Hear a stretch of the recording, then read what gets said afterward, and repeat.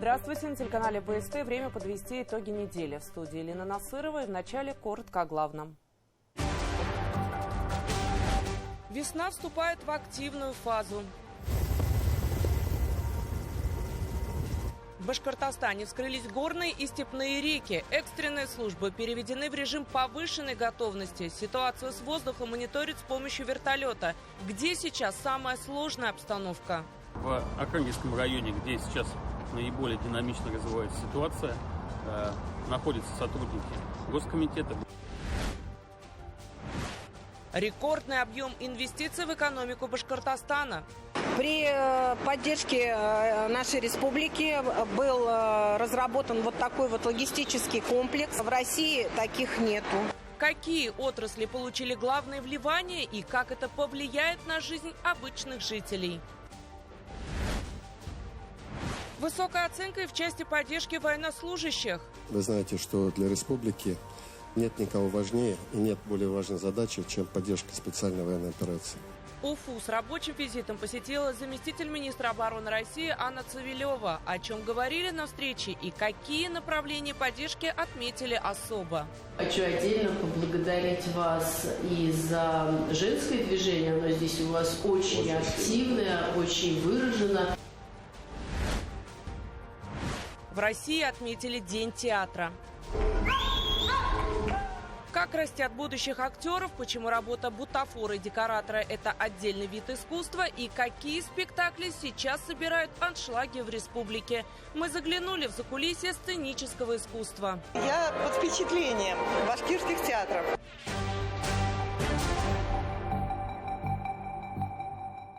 Лед тронулся. В Башкортостане вскрылись горные и степные реки. Из-за ускоренного таяния специалисты фиксируют заметный рост уровня воды. На кадрах видно, как течением уносит снежные глыбы.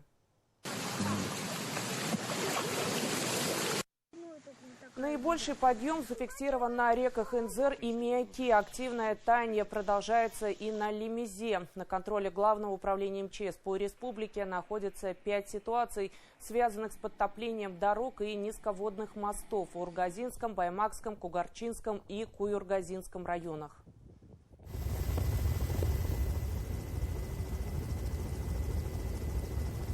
Чтобы не допустить заторов и затоплений, в Башкортостане активно следят за паводковой обстановкой, в том числе с воздуха.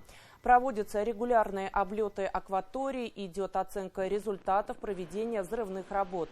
К примеру, на этой неделе лед взорвали на территории Дуванского, Мечетлинского и Салаватского районов. Из-за ранней весны в зоне возможного потопления в этом году могут оказаться тысячи участков. Поэтому особое внимание уделяется информированию жителей домов, расположенных около водных объектов. На Зелиме тронулся лед. В этом году у нас прогноз приятный. Думаю, что все обойдется. Тему паводка на этой неделе обсудили и в рамках брифинга. В прямом эфире на телеканале БСТ представители профильных министерств и ведомств республики ответили на вопросы граждан. Главы районов доложили о состоянии водных объектов в своих муниципалитетах. В Архангельском районе, где сейчас наиболее динамично развивается ситуация, находятся сотрудники Госкомитета, Главного управления, представители администрации, а также в готовности находится взрывная команда. Для мониторинга ситуации применяется беспилотная авиация. На неделе республику посетила заместитель министра обороны России Анна Цивилева. Она высоко оценила работу региональной управленческой команды и отметила высокий уровень вовлеченности в помощь военнослужащим и их семьям. Вместе с Радием Хабировым они вручили ветеранам СВО ключи от специализированных автомобилей и колясок. Посетили первый окружной этап Всероссийского фестиваля «Женское сердце России», который объединил сотни матерей и жен бойцов из 14 регионов страны. Все эти мероприятия направлены на поддержку тех, кто встал на защиту Родины. Подробнее в сюжете Динарты Масхановой.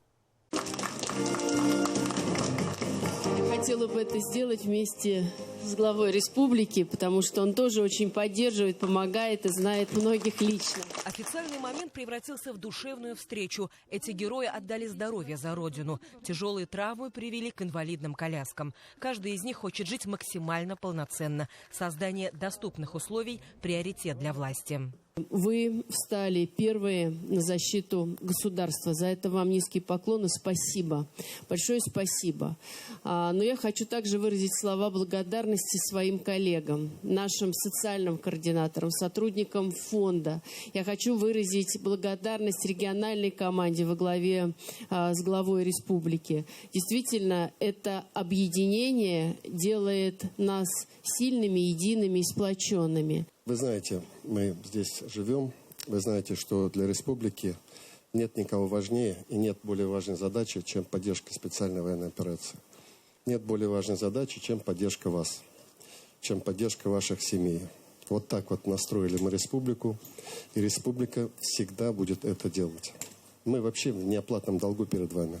Машины с ручным управлением, активные коляски, не просто транспорт, а новые возможности для бойцов. 3 месяца ветераны учились, чтобы заново чувствовать себя уверенно за рулем. Айрат Нуриев служил в мотострелковом полку Башкортостан, как и другие его товарищи, получившие технику. Он был тяжело ранен. В его распоряжении теперь новая коляска. Более маневренная и удобная, особенно для бойца с особыми потребностями. Если устал, да, допустим, спинку откинул, ноги откинул, потому что у меня вот спазмы бывают, если я долго сижу, не тяжело. Не надо будет все равно каждые 2-3 часа, хотя бы 15-20 минут в горизонт побыть. А здесь, то бишь, не надо перепрыгивать на кровать постоянно. Башкортостан остается лидером в Приволжском федеральном округе по объему поддержки участников специальной военной операции и членов их семей. В регионе действуют 55 мер поддержки. Открыты 29 специализированных центров. До конца года они заработают во всех муниципалитетах. В целом же задача на этот год – трудоустройство вернувшихся бойцов, сведение механизма квотирования рабочих мест и 100% охват их диспансеризации. Фестиваль «Женское сердце России», который прошел на сцене ГКЗ «Башкортостан», показывает, восстанавливаться нужно и душевно. На сцену вышли матери и жены погибших бойцов, которые не сломались, а взяли в руки микрофон. Среди них Зиля Мухаметьянова. Ее сын ушел на фронт добровольцем в воздушно-десантные войска. Артур воевал на Кавказе, не смог остаться в стороне и в этот раз. Он сам ушел, потому что в 22 году его не взяли, потому что 4 детей у него. Там же а все равно добился, и вот в 23 году, в августе, он все-таки ушел. Координатор с Фонда защитников Отечества тоже приглашает везде. Если в чем-то нуждаюсь, они мне помогают. Участницы фестиваля – это представительницы 20 народов страны, объединенные общей миссией. Уныние – это самый главный грех. И поэтому мы не должны унывать, мы должны гордиться своими сыновьями, которые, защищая нашу Родину, ушли, конечно, в небесный полк. И мы теперь продолжать должны именно их дело, то есть помощью фронту, помощью здесь родственникам. Глава Башкортостана поблагодарил участниц фестиваля и отметил важную роль женщин, которые создают надежный тыл. И сейчас, в общем, время как раз для того, чтобы настроить все механизмы поддержки.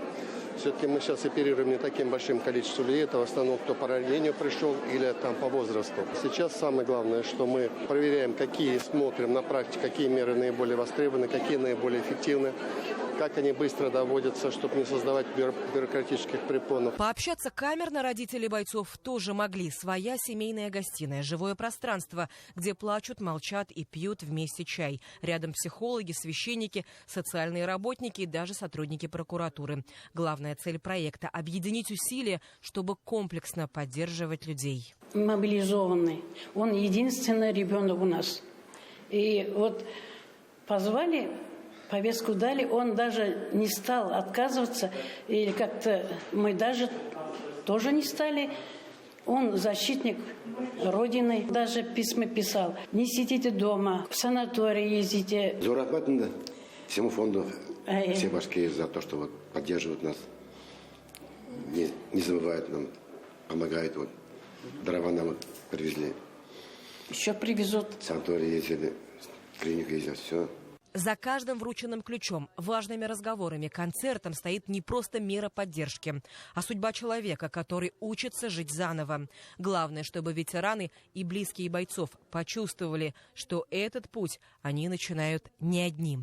Динара Таймасханова, Загир Атангулов. Итоги недели.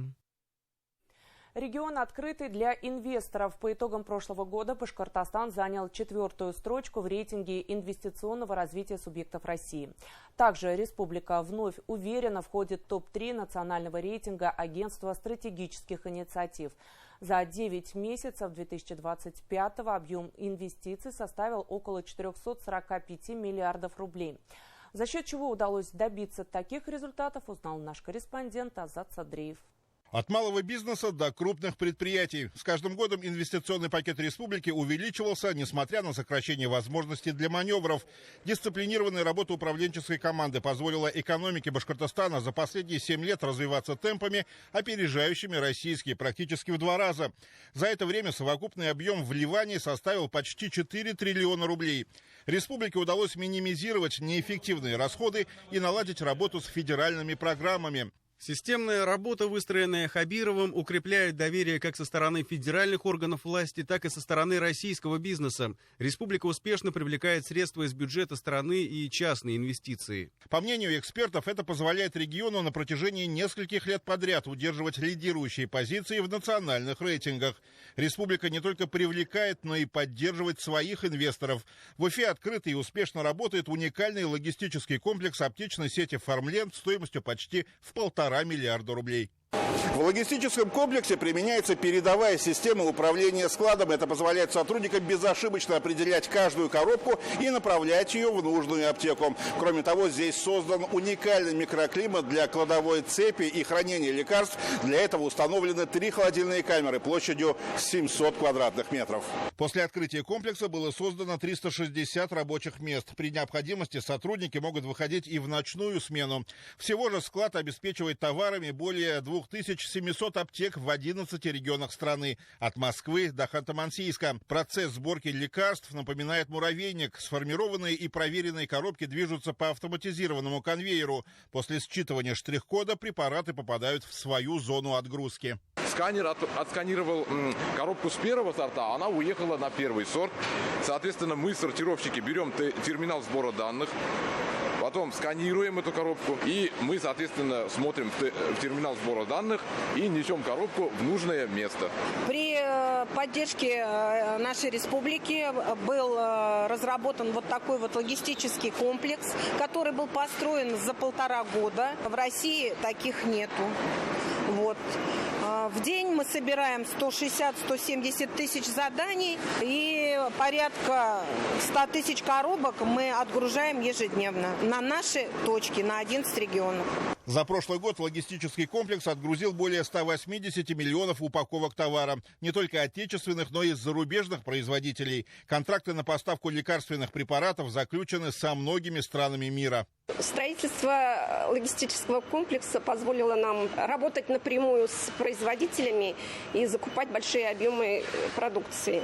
За счет этого снижается окончательная цена, и для покупателей это очень выгодно. В докладе Центра развития региональной политики отмечено, что инвесторам интересны нефтегазовые субъекты с хорошо развитой инфраструктурой и логистической базой.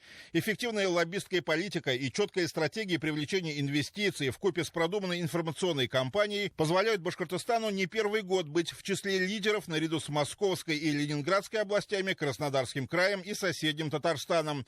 Годами занимаясь созданием инфраструктуры, индустриальных парков, дорожной сети, инженерной подготовки площадок, сегодня республика окупает вложенное, продолжая при этом развитие. Активно используется не только прямое инвестирование, но и косвенное. Например, это специальные инвестиционные контракты, в частности, в области химической промышленности. Это государственно-частное партнерство. По такому виду партнерства в регионе в настоящее время реализуется более 60 проектов. Это использование инфраструктурных бюджетных кредитов, которые позволяют привлекать и федеральное финансирование. По данным экспертов Центра развития региональной политики, в текущем году при прогнозируемом росте ВВП ВВП на 0,5–1,5%, фокус предпринимателей будет смещаться с перегретых столиц на регионы, где стартовые инвестиции на 20–30% ниже, а лояльность потребителей выше. Это создает окно возможностей для субъектов с развитой инфраструктурой и понятными условиями входа. Радостно тот факт, что среди инвесторов, желающих, очень много наших республиканских предпринимателей, которые выросли до уровня инвестора и готовы расширяться. Благодаря предпринимательскому часу, который проходит на муниципальном уровне, у предпринимателей есть возможность более подробно ознакомиться. И, конечно же, инвестиционный час с участием главы. Башкортостан, обладающий сетью индустриальных парков, имеет все шансы стать бенефициаром этого тренда. Победа в конкурентной борьбе за инвестора будет за теми, кто сможет предложить не только налоговые льготы, но и готовую инфраструктуру под ключ. Азат Садреев, Булат Садреев. Новости. Уфа. Итоги недели. На хорошем счету и сфера медицины. По модернизации системы первичного звена Башкортостан один из лидеров в стране. Об этом на неделе заявил министр здравоохранения России во время приветствия участников Всероссийского конгресса по первичной медико-санитарной помощи.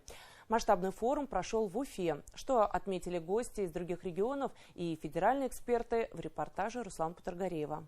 137 фельдшерско-акушерских пунктов и амбулаторий было возведено в 2025 в Башкортостане. Это рекордное количество объектов первичной медицины для региона. Столько за один год в республике еще не строили. С укреплением сельской медицины шла и модернизация городских поликлиник. К слову, Уфа в этом плане была немного забыта. Сейчас тенденция начала меняться. В селах, в районах сельских такие поликлиники строим. А в Уфе они в очень таком сложном состоянии. Поэтому у нас мы договорились 1,5 миллиарда каждый год на здравоохранение первичку Уфы. Это наша программа республиканская, потому что то, что касается сельских районов, есть президентская программа.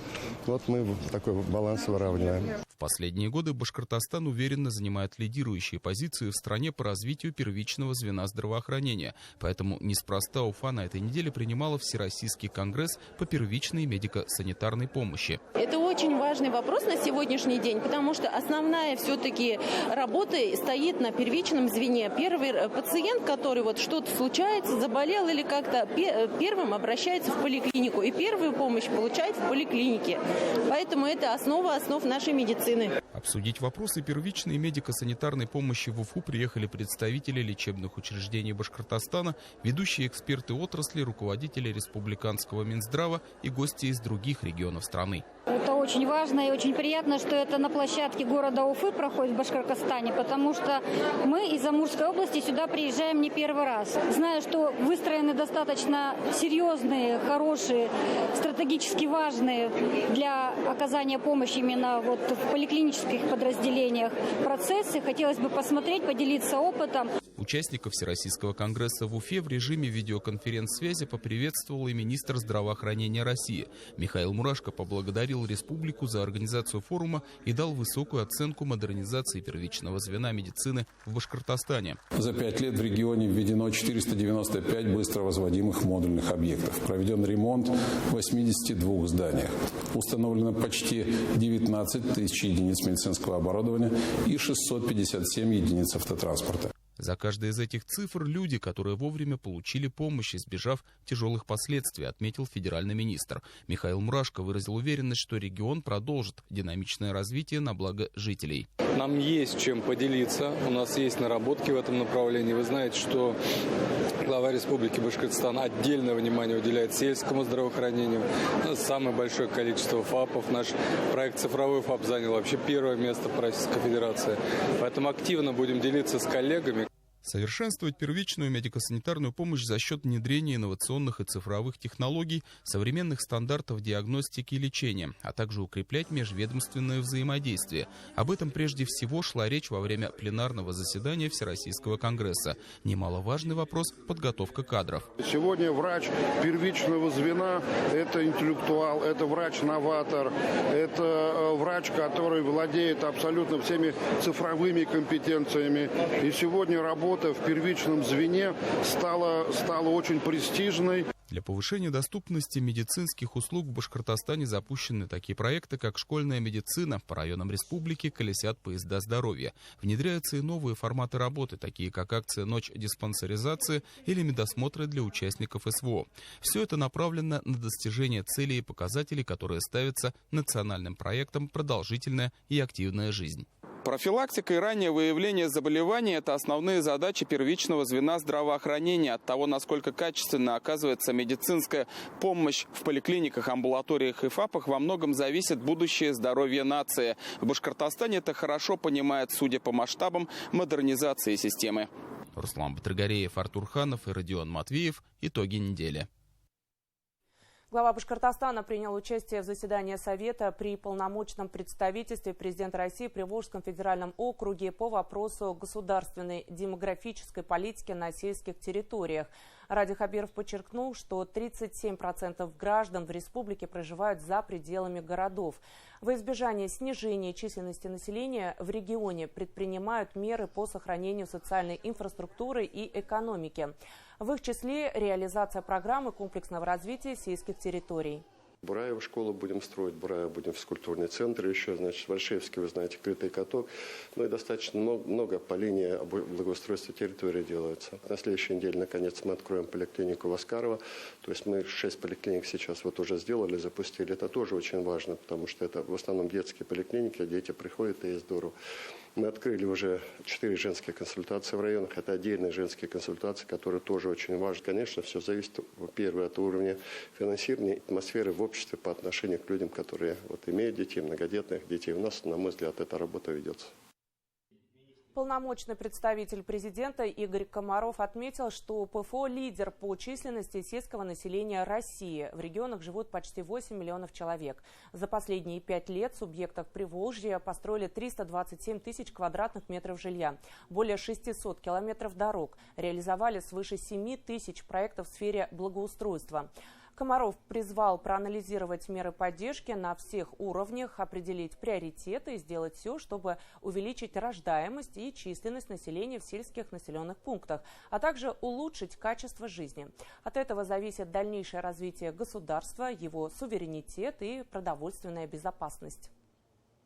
Очень большая работа была проведена, и многие ответили, что уникальная аналитическая работа и данные были собраны, которые, конечно, будут полезны на всех уровнях власти и для многих ведомств, с одной стороны. Ну и, конечно, в первую очередь нас интересует то, что они, конечно, дадут много для понимания, представления и улучшения работы в самих регионах, органов власти в самих регионах. Они не просто обманывают, подчиняют волю, заставляют брать кредиты, продавать квартиры, что куда страшнее идти на убийства и диверсии. Телефонные мошенники превратились в виртуальных похитителей сознания. Жертвы находятся с ними на связи неделями, скрывая это от родных.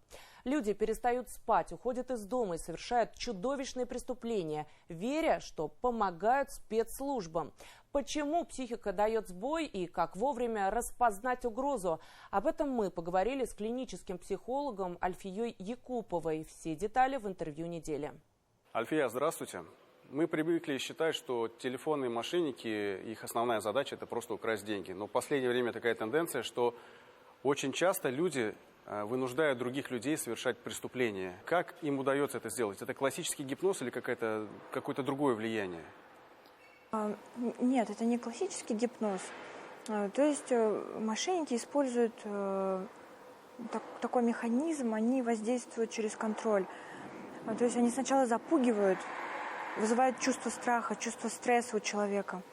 У человека сужается сознание, то есть возникает такое состояние, у некоторых даже, когда, например, спрашиваешь, какие чувства после, например, возникли, человек говорит, что вот как будто бы он был во сне.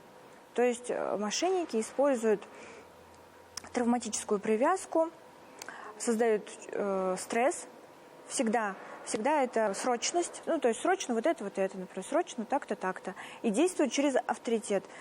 То есть, например, это сотрудник банка или, например, следователь.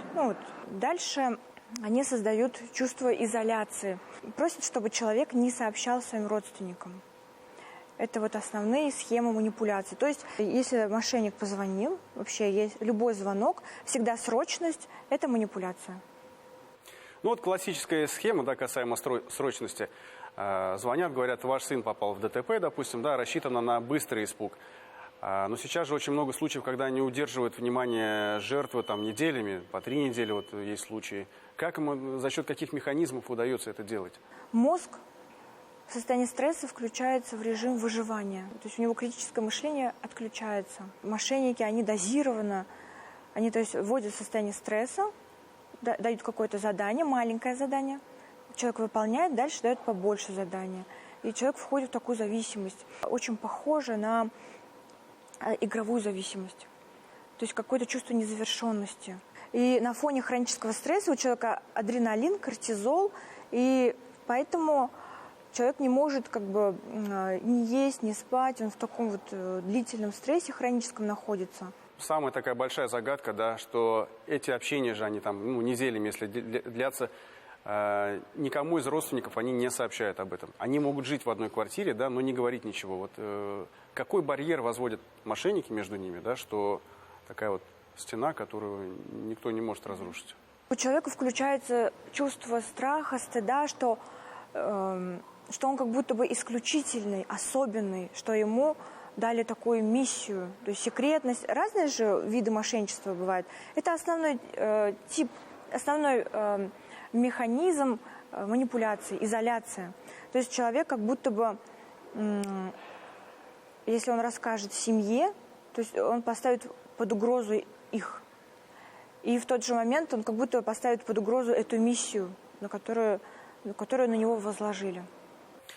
А каков психологический портрет вот этих вот пострадавших? То есть раньше было принято считать, что это в основном пенсионеры. Сейчас очень много молодых людей, в том числе там, и школьники, и студенты. Есть люди средних возрастов, да, уже там с высшим образованием, вроде не глупый человек, но попадается на такие истории. Это не связано с образованием, не связано с интеллектом. Это люди, которые находятся в состоянии хронического стресса, в состоянии хронической тревоги. Это люди с гиперответственностью, с внушаемостью. Всегда механизм один. Вход, изоляция, контроль, эскалация. Как-то можно помочь человеку, да, вот родственники, если видят, что действительно что-то не так, как они могут пресечь эту схему, что ли, вот сломать этот барьер, чтобы помешать ему общаться с мошенниками? И действительно, чтобы жертва рассказала всю правду, что происходит. На первых этапах хватает того, что, допустим, зарядка села на телефоне, и человек взял паузу. Родственники что должны сделать? Они не должны давить как-то. Они должны поговорить мягко, то есть выводить нужно мягко. Нельзя стыдить, потому что человек еще больше будет закрываться. Нужно обязательно взять паузу. Положите трубку, подумайте и проверьте информацию. Позвоните сами в банк, позвоните сами родственнику. Что можно во время стресса сделать? Изолироваться и подышать. Это может немножечко остудить психику. Что ж, спасибо за интервью. Я еще раз напомню нашим зрителям, что мошенники сейчас взламывают не телефоны или аккаунты в соцсетях, а пытаются взломать психику. И самое главное, не давать им играть на своих эмоциях.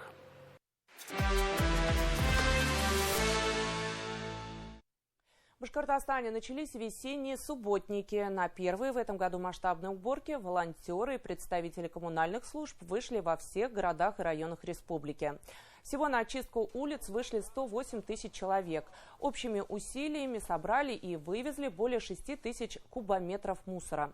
Весенние субботники – это не только вопрос чистоты, но и здоровья. Грязь убирают, чтобы не дышать накопившейся за зиму пылью с реагентами. Вопрос наведения порядка в городах и районах на контроле держит глава республики. Ради Хабиров поручил властям на местах подготовить все необходимое, чтобы выстроить этот процесс максимально эффективно. Так вот и должно быть. И задача мы мэрам поставили, в Уфе тоже поставили. Как можно скорее от зимней грязи, которая накопилась, избавиться, дороги починить. Вот эту неделю, до 1 мая, будем все чистить, гладить, мыть, чтобы город был, сверкал. Порядок приводит и дороги. Для проведения ямочного ремонта в Башкортостане запустят около 50 асфальтобетонных заводов. Установлены сроки для завершения всех работ. Глава республики отметил, что основной задачей сейчас является оперативное решение проблем. Подробности у Анастасии Чебаевой. В горячую рабочую пору пока холодный асфальт. Это специальная смесь, которая позволяет ремонтировать дорожное полотно в нестабильных погодных условиях. Влага еще не до конца ушла, так что специалистам приходится прилагать дополнительные усилия. Влага влияет на сцепление холодного асфальта с существующим асфальтобетонным покрытием. Соблюдаем технологию, высушиваем. Специалисты проводят мониторинг состояния дорог. Кроме того, в Уфе дорожники ориентируются и на карту, метки на которой оставляют сами жители города. Подсказать, на какую яму обратить внимание, можно на сайте столичной администрации. Главное – сфотографировать и правильно указать местоположение. Зайти на сайт администрации города, там есть карта ямочного ремонта, и оставить заявку. Заявку рассматривают в течение 3 дней, и при принятии в работу коммунальные службы уже в ускоренном режиме начинают отрабатывать. В Башкортостане отремонтировали уже более 3000 ям. Глава республики поручил ускорить устранение дефектов на дорогах. Я сам поездил в выходные. Действительно, дороги вскрываются. И вскрываются нехорошо. Достаточно большое количество ям появилось. Их надо срочно, оперативно решать. Это вот главная задача. Сейчас люди начнут и аварийность, чтобы, не дай бог, кто-то из-за этого. Да, у нас разрывы температур, да, понятно, такой у нас климатическая зона, там и все прочее, но тем не менее наша задача быстро все это устранить. В республике также с 1 апреля ограничат движение для больших грузов по дорогам регионального и межмуниципального значения, чтобы тяжелый транспорт не разрушал проезжую часть. У нас в этом году ранее, жители это видят, ощущают и, конечно, и дороги это чувствуют. Поэтому на сегодняшний день мы устраняем аварийную ямочность, которая образовалась за зиму в первую очередь, так как она у нас, конечно, влияет на безопасность дорожного движения. Нам этого допускать нельзя. Что касается работ горячим асфальтобетоном, то с 1 апреля у нас запускаются асфальтобетонные заводы по всей республике. Запущено их будет чуть более 50. Асфальтобетонные заводы представлены в каждом муниципальном образовании, нехватки в них не будет, поэтому эта работа будет вестись дальше. Главам муниципалитетов поручено ускорить выявление и устранение ям. Установлены четкие сроки завершения ремонтных работ. На региональных трассах до начала лета, а навести порядок на дорогах местного назначения необходимо до 15 июня. Анастасия Чебаева, Булат Кирьянов. Итоги недели. Ради Хабиров пообщался с зоозащитниками и обсудил проблемы бездомных животных. Встреча прошла в неформальной обстановке во время посещения акции «Ищу человека» в Уфимском парке Якутова. На мероприятии волонтеры пристраивают брошенных собак и кошек. В ходе беседы одна из хозяек приюта поделилась планами по строительству реабилитационного центра для животных с тематическим парком. Глава региона пригласил зоозащитницу на один из ближайших инвест-часов. Как отметил Ради Хабиров, содержать дома животных – это большая ответственность. Увы, не все понимают это, в результате чего кошки и собаки и оказываются на улице. По итогам такой неформальной встречи Ради Хабиров выразил заинтересованность помогать сообществам неравнодушных зооволонтеров. Так, глава региона уже в социальных сетях поделился фотографией со своим псом, немецкой овчаркой по кличке Саладин. Это уже 3-я собака в семье руководителя региона. Очень здорово, у меня дети с утра первым делом, они выскакивают перед школой, там погулять и так далее. Это здорово, когда есть, во-первых, это, конечно, ответственность дома держать домашних животных, огромная ответственность. Но самое интересное, вот я всегда знал, что у нас в Уфе, в республике очень сильное сообщество любителей домашних животных. Вот я вот посмотрел, вот, энергию мы сюда дадим. Вот, некоторых мы пригласим на инвест-час, поможем с землей. Съезжу сам, посмотрю. Потом у нас же есть гранты. Дадим какие-то гранты им в поддержку. На неделе «Мир искусства» отметил Международный день театра. 27 марта профессиональный праздник актеров, режиссеров, сценаристов, светотехников, звукорежиссеров. Всех, кто создает спектакли. В республике эта дата стала особенной. После 9-летнего перерыва состоялась региональная театральная весна, ставшая юбилейной. Кроме того, коллективы под конец сезона представят премьерные постановки, а студенты Института искусств готовятся к тому, что вскоре будут работать бок о бок с мастерами сцены. Подробности расскажет Эмиль Басариев. Александр небожителю равный, с кожей парда на раме, с луком кривым плечами, с луком кривым за плечами. Дополнительная репетиция такой динамичной сцены никогда не бывает лишней. Синхронными должны быть не только движения, но и реплики. Умение чувствовать партнера на сцене – один из главных навыков, который осваивают студенты театрального факультета. А цель педагогов – раскрыть потенциал каждого. Тут у нас как раз-таки педагоги занимаются тем, что не привязывают к определенному амплуа, а прокачивают со всех сторон все навыки, начиная от педагогов по мастерству и заканчивая от педагогов по вокалу, по сцен-движению и так далее. Танцевать и петь. Актер на сцене должен уметь и это. Роли ведь разные бывают, но каждую нужно прожить, чтобы прочувствовать своего персонажа. Это как способ познать себя, искать себя, находить себя, узнавать себя. Оказывается, я еще так могу на сцене, оказывается, у меня еще вот это есть.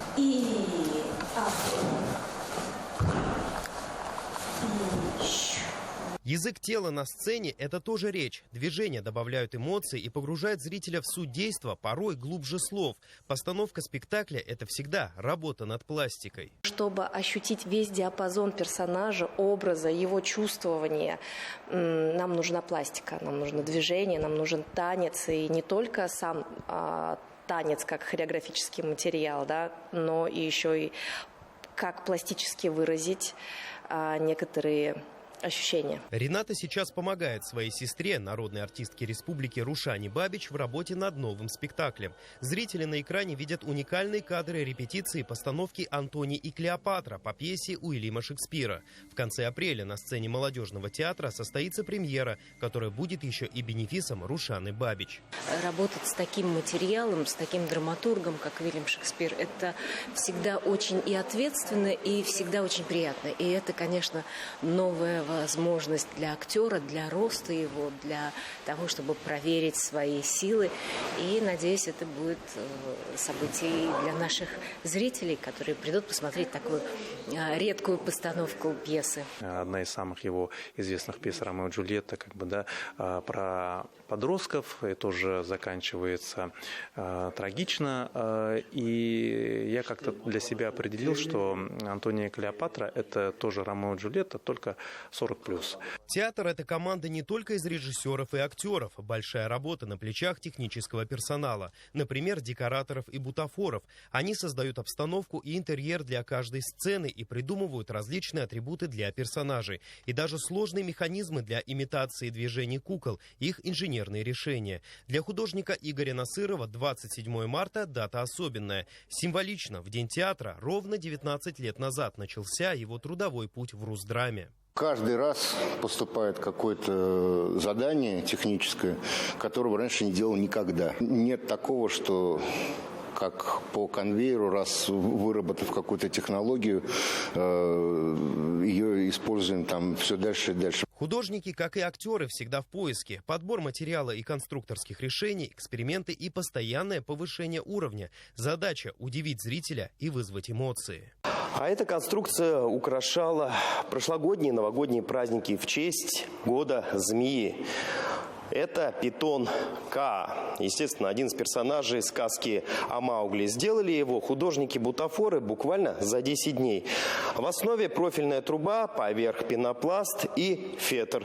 И вот сказочный персонаж готов. В этом году День театра в регионе стал особенным. 27 марта на сцене Башдрама подвели итоги 10-й театральной весны.